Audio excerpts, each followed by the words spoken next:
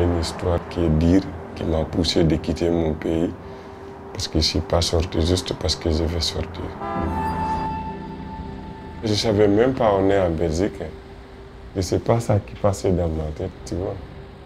J'ai la peur d'abord, c'est la première fois que je monte dans l'avion, tu vois. J'ai la peur dans la tête, je ne sais pas là où je vais partir. Après, je rentre ici encore plein hiver. C'était catastrophique pour moi. Je connaissais personne. Je me sens seul, je sens la nostalgie de ma famille. Tu salues les gens, ils vont fuir, ils ne répondent même pas. Je ne sais pas comment ça se passe. Je me suis rencontré avec une dame, je lui ai demandé. Elle m'a dit, tu prends le tram tel, tu montes, tu descends tel tram. Je me dis d'abord, tram c'est quoi? Je me dis dans ma tête, tram c'est quoi? Finalement, j'ai trouvé l'office.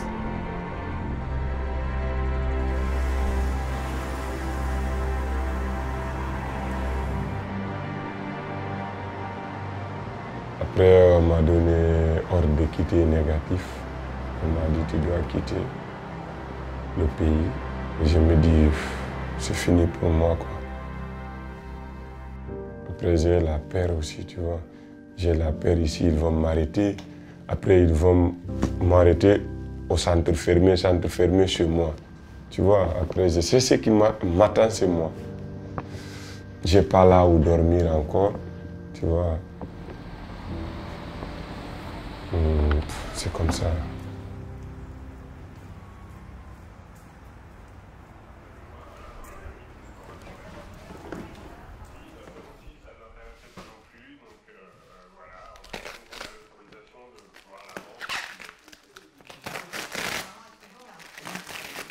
Ils ont ouvert cette maison. Ça fait 3 semaines, moi, je viens.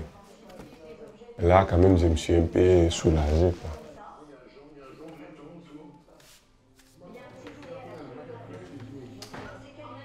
C'est une occupation pour les sans-papiers.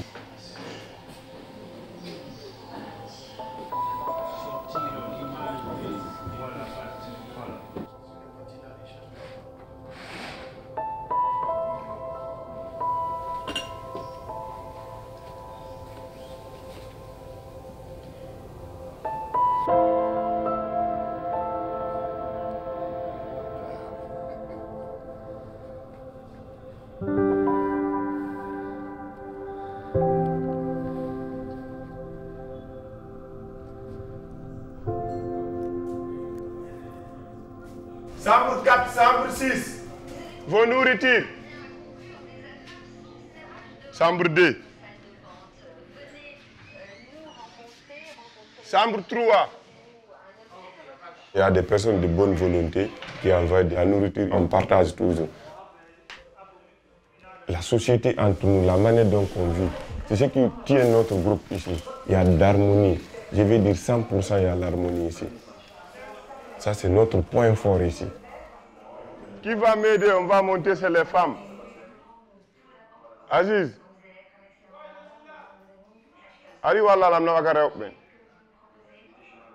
Ça demande beaucoup de travail et beaucoup de patience.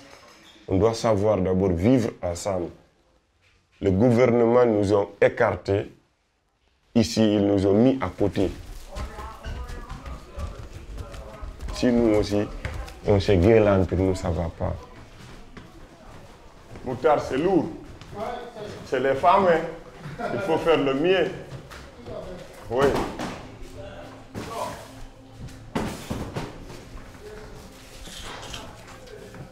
Hey. Adama.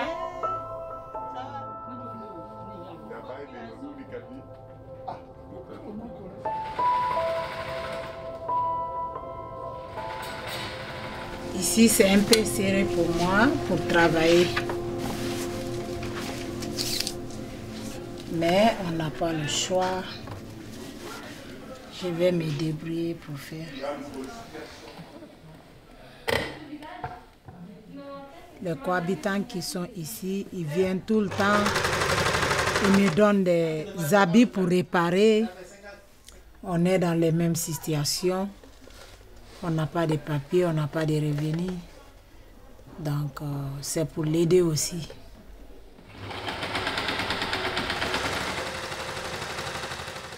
J'ai appris la couture en Guinée parce que je voulais étudier, mais mes parents n'ont pas voulu. Donc, parfois, je pense à beaucoup de choses, les mauvais souvenirs. Je viens directement vers mon machine, là, je me sens directement à l'aise.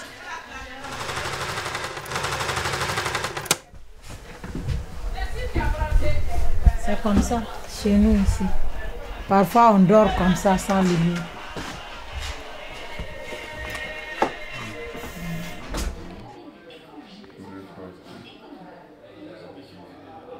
C'est la liste de contrôle pour le mois de novembre. C'est ce qui va nous permettre pour voir là où se trouvent les places vides, pour donner les gens qui demandent encore. Il y en a beaucoup, hein. Il y a des gens qui n'ont pas là où dormir. Hein. Nous aussi, on fait le mieux parce que nous aussi, on ne peut pas prendre tout le monde. Hein. Surtout avec le coronavirus, tu vois. Parce que si on est là depuis 6 ans, cela veut dire que c'est parce qu'on est organisé, il y a des règlements là-dedans. Il n'y a pas une société sans règlement.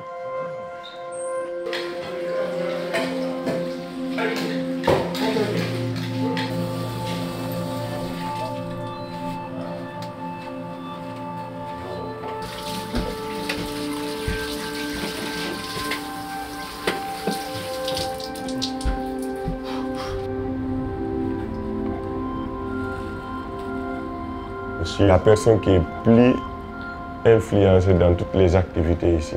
Je coordonne tout. On m'a confié cette tâche. Et au début, moi, je nettoyais juste la maison, j'observais. J'écrivais tout ce que je vois, tu vois, comme défaut ou quelque chose qui est positif. Après, de fur et à mesure, on m'a dit, OK, Moussa, on te charge, il faut voir comment on peut nettoyer la maison ensemble.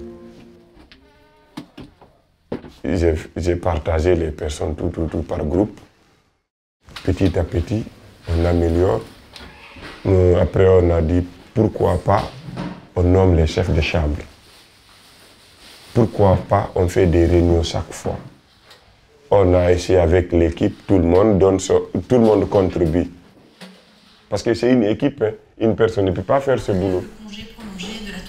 On verra ça tout à l'heure. Donc les mesures qui seront décidées aujourd'hui pourraient entrer en vigueur dès ce week-end. Mais pour combien de temps? Impossible de le dire. Mais pour le ministre fédéral de la Santé, Frank Van Den Broek, on est parti pour des semaines. Il y a une chose qui est certaine. 4 semaines ne suffiront pas. Ça, c'est clair. Une semaine, ce serait bien. Est-ce qu'on ne va pas rentrer même encore dans le confinement demain? Tu penses? Oui. Comme les peu signalent. Comme la France? Oui. Voilà. Allô? Nous sommes déjà confinés depuis. Allô? Ça fait 6 ans qu'on est confinés ici. Hein. Bonjour.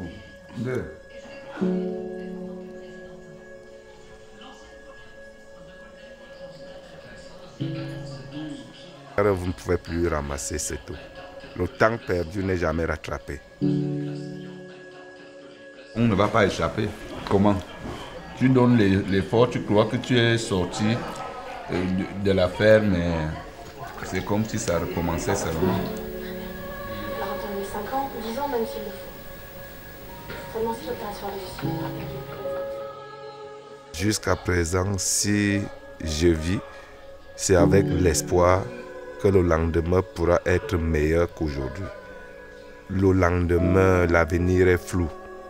Donc c'est pour ça que j'ai dit tantôt que j'ai mal dans tous les sens.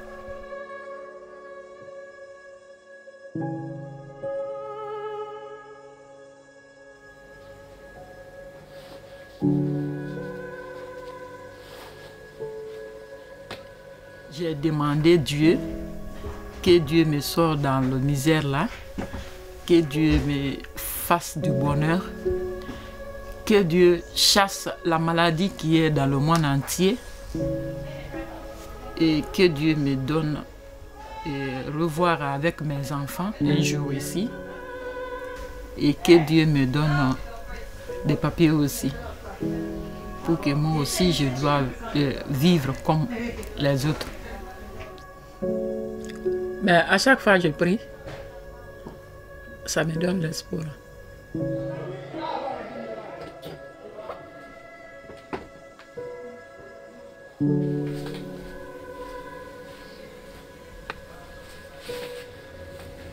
La maison signifie beaucoup de choses pour moi, beaucoup.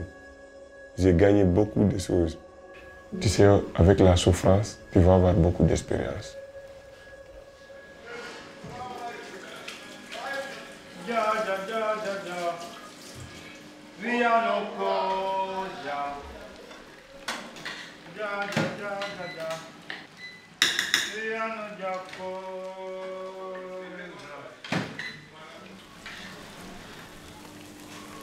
On parle des immigrés, on parle sans papier, c'est la loi, il faut changer. Oh là là, oh là là, solidarité avec les sans-papiers, c'est pas le sans-papiers, c'est la loi qu'il faut changer. La répression, les retours forcés, il faut que ça s'arrête. Nous sommes ici pour demander la régularisation. Moi, j'aime beaucoup regarder les gens qui font la lutte. C'est les musiques. Les Martin Luther King, les Patrick Lumumba. Tu vois, les hommes comme ça, je l'écoute. Les Mandela. La seule solution. Ils ont dit, après la souffrance, je pense que c'est la positive qui vient.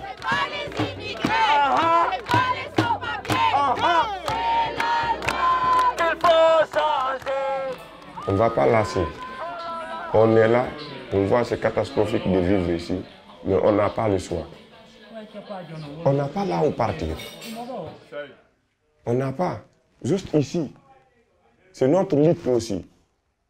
Parce qu'on n'est pas là juste encore pour dire on est là pour dormir, non. On est là, c'est notre base pour faire le combat. Le combat, c'est quoi? Les manifs. Parce que si on est ensemble, on peut décider ensemble et faire l'action ensemble. Mais de te dire que la manière qu'on vit, tout le monde souhaite rester comme ça, non. Toutes les personnes qui te demandent ici, même des enfants, ils vont te dire non, ça ne va pas. On n'a pas le choix. Actuellement, c'est notre espoir. Parce qu'on a le droit de vivre, je pense.